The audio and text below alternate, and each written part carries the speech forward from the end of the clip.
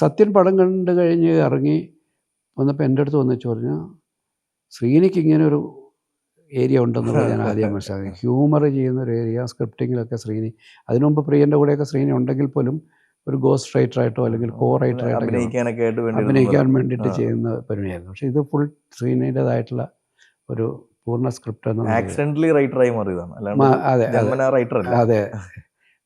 പക്ഷേ ഇത് സ്വന്തമായിട്ടും ശ്രീനി എഴുതുകയും അത് കണ്ടു കഴിഞ്ഞപ്പോൾ അന്ന് തൊട്ടാണ് ആ ഒരു കമൻറ്റിൽ നിന്നാണ് സത്യനും ശ്രീനിയും തമ്മിലുള്ള ഒരു കോമ്പിനേഷൻ തുടങ്ങുന്നത്.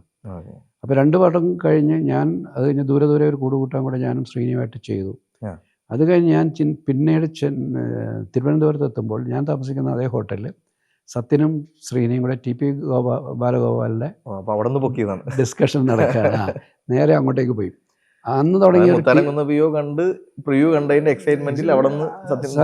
ശ്രീനിയിലേക്ക് കയറി. അങ്ങനെ അവർ ഒരു ടീമായി തുടങ്ങുന്നത് അങ്ങനെയാണ്.